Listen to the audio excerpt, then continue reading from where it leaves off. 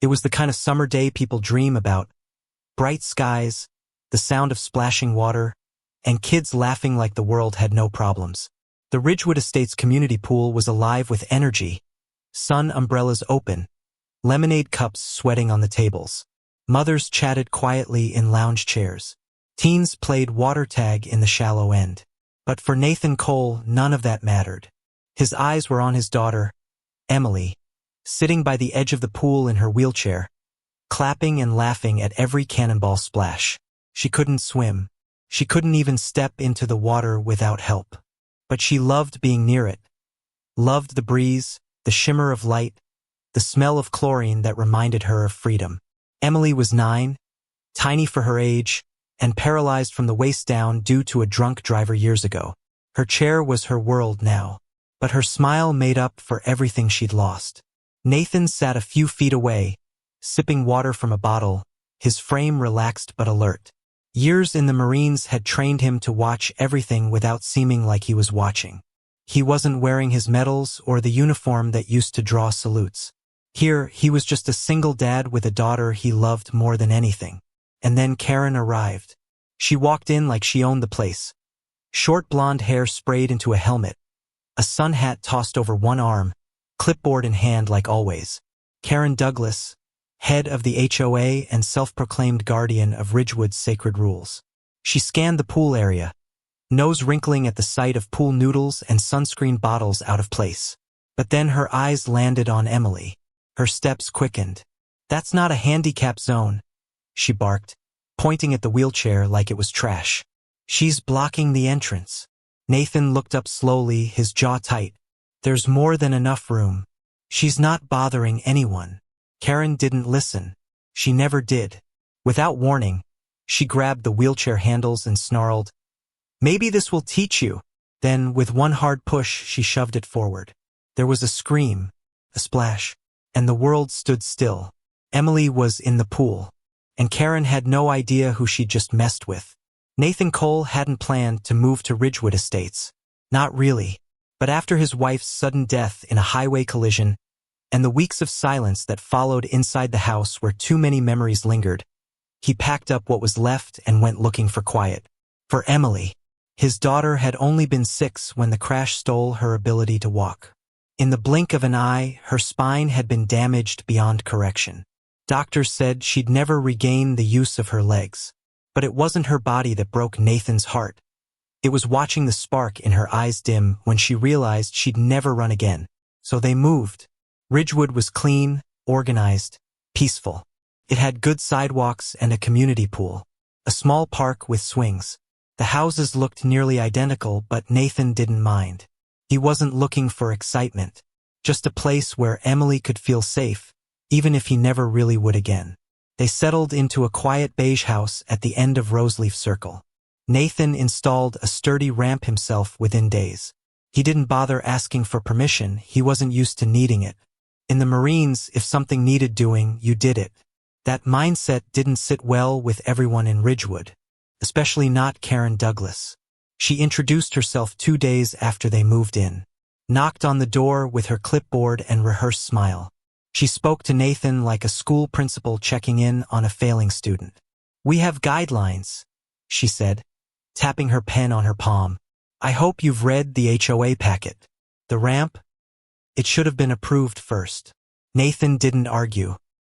He nodded, thanked her, and shut the door as politely as he could. He didn't have the patience for petty rules. He'd seen war zones, bled on foreign sand. The color of paint on a mailbox wasn't something that could make his hands shake. But Emily mattered.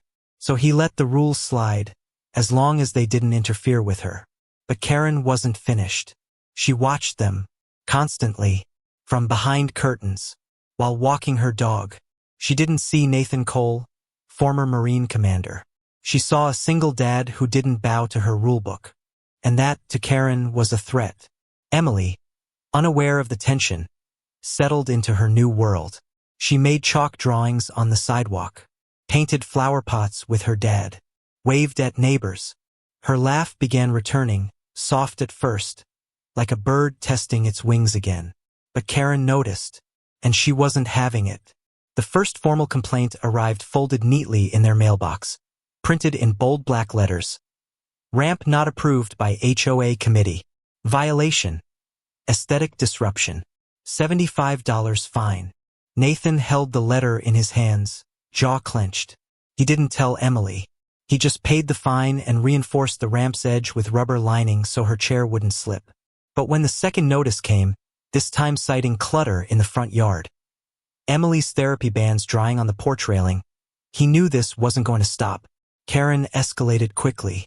She issued citations for sidewalk interference because Emily's chair sometimes left light tread marks on the concrete. One afternoon, Nathan returned from the grocery store to find Karen measuring the distance between their trash bins and the curb.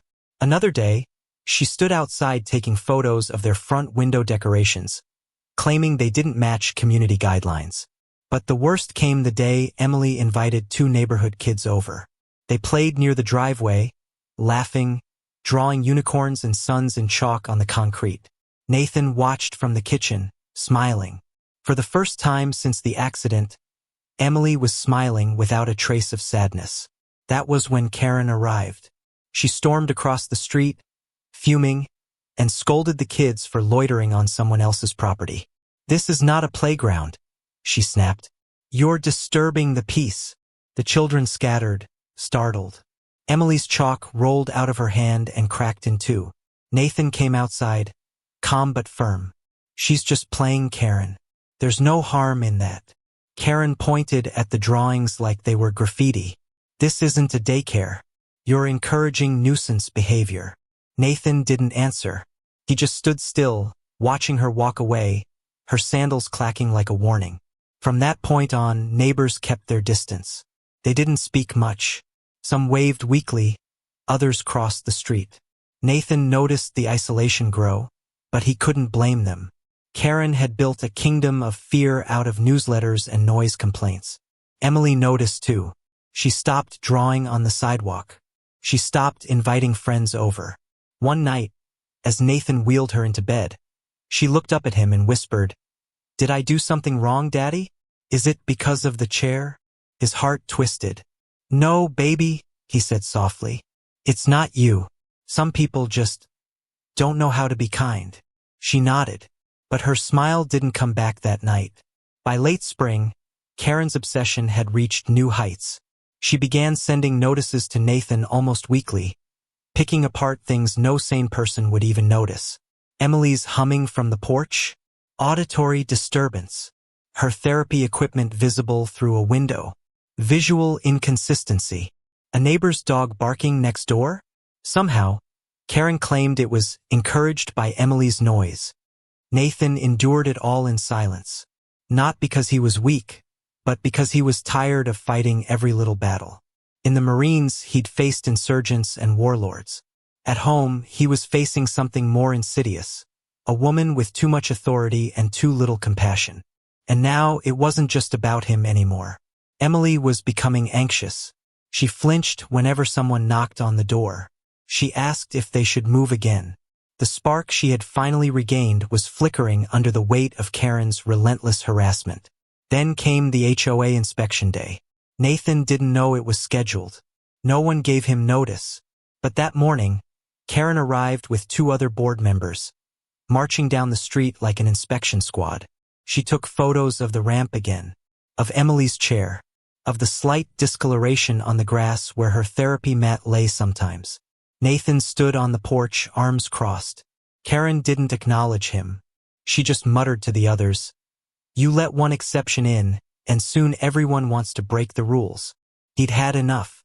He stepped forward, calm, controlled. "If you have a problem," he said, voice low, "you can address me directly. Don't use my daughter as a weapon." Karen turned. Her eyes narrowed. "This isn't personal, Mr. Cole. We're just trying to preserve the image of our community." Nathan stared at her for a long moment. Then he turned and wheeled Emily back inside. That night, Emily cried herself to sleep.